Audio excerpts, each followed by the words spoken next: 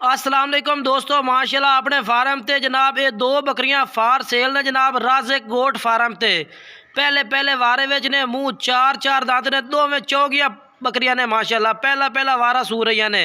काफ़ी दोस्त आखते हैं कि राज़िक भाई तुसी वीडियो लगा के फिर राबता करने तुसी आखते ने माल सेल हो गया। जनाब जितना कि भी मेरा व्यूज़ बनता है ना सारे मेरे कस्टमर ने माशाल्लाह जानवर खरीदने वाले और शौकीन हजरात ने जेड़ा भाई जल्दी राबता कर सी मेरे को होर भी बकरियां खड़ियां ने। अगर इस तो इलावा तुसी होर पसंद करो व्हाट्सएप ते आओ, व्हाट्सएप ते तुहानू ज़्यादा बकरियां भी मिल जासन।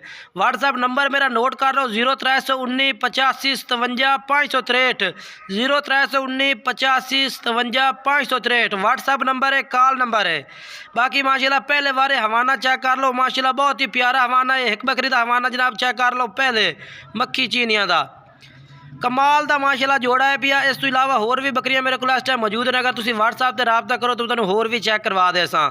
ये माशाल्लाह जी दूसरी का हवाना भी चेक कर लो। पहले वारे इतना प्यारे हवाने ने, दूसरे वारे मजीद, तीसरे जनाब यानी कि पहले वारे हवाना थोड़ा मजीद छोटा होता है, ऐसा हवाना ज़्यादा मूँह चार दांत चौगियां पट्टे ने तरसले ना मेरे भाई चेक कर सकते हैं। रबता नंबर जनाब 0319 85 57 563।